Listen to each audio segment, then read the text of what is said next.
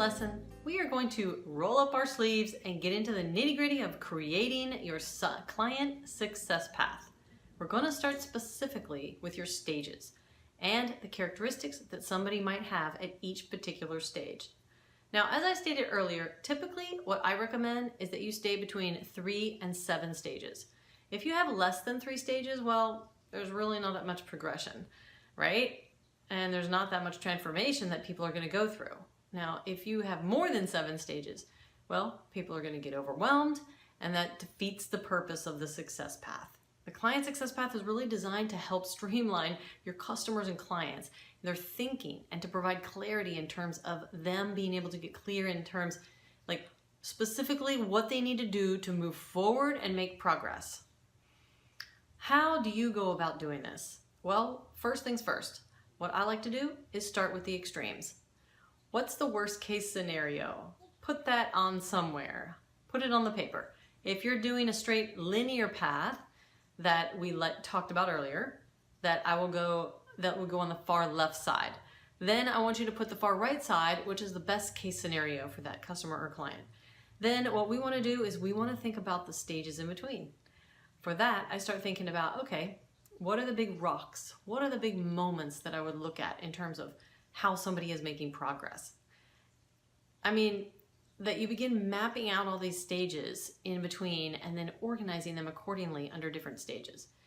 The key with stages is that you want to be able to show progress.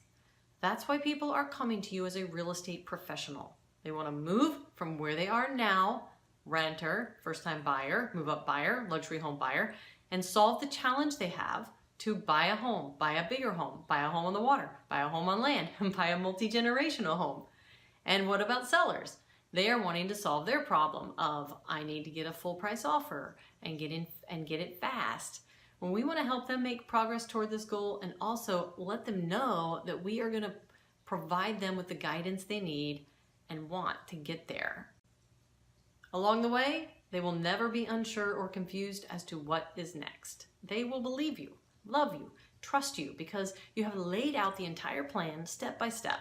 But if you have no measuring stick and no way of them being able to identify that they're even making progress, then it becomes a problem.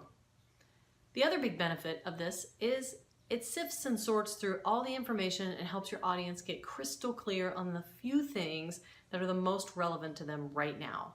That's why we're doing this and why we're breaking it down into different stages. Now, the characteristics are used to help somebody identify with what stage they're at. You can probably see how the research that we've done earlier is going to begin to come into play here, because what we want to do is once you have your stages set, we're going to begin describing somebody at each particular stage. What are they thinking at that stage? What are they feeling? What kinds of things are they doing? What are their habits at that stage? And we want to be able to break this down so that somebody can quickly identify, yes, that's me. Or no, I've already done that. That's not me. And they move on to the next step to be able to get clear. If you remember back in introduction, we talked about the real estate success path that real estate agents go through. We talked about each particular stage, and I described somebody at each stage. My guess is that you heard that. You probably identified with one of those stages saying, yeah, that sounds a lot more like me, or no, that's not me. I'm beyond that one. Or yeah, that's me, and here's why. Now, the other thing about the stages and the characteristics is that when you have names for those stages, my recommendation is that you have positive or empowering names. Even if it's a worst case scenario, you don't want to call them a total loser on the far side and an awesome person on the far right side. If you will, because nobody's going to want to identify that they're a total loser. You want to at least give names that people may not, even if they don't have a sense of pride in that they're in that stage, at least they're able to communicate that, yes, I am a part of this stage. Again, going back to the real estate success path, you'll notice that we use names like foundation, clarity, growth, and automate. No matter where you fall on the path, chances are you're going to feel comfortable saying, yes, I'm in the clarifying my business stage, or yes, I'm in the growth of my real estate business stage. But none of them make you feel like you want to curl up and not tell anybody where you're at. because the key here is that you want your clients to be able to identify.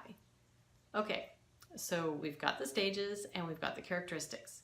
The stages help you map out the pathway to progress. The characteristics describe somebody at each particular stage, all of which is going to help your audience identify with where they're at.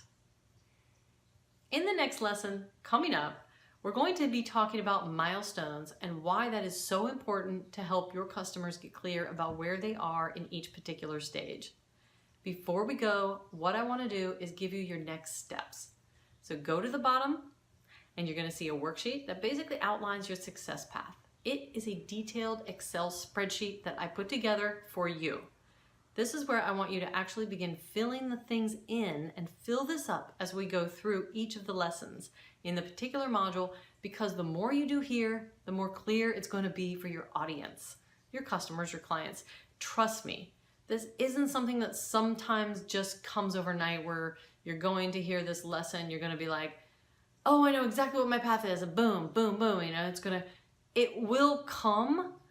The more you stick with this and stay with this and think about this and discuss this as a group, the more it becomes clear, not only for you, but also for your customers and clients. If you've got questions about it, let us know in the discussion below. That's what we're here for. This is something that we'll share, we'll talk about, we'll support one another through the process. I'll see you in the next lesson, and that is where we're going to talk about milestones.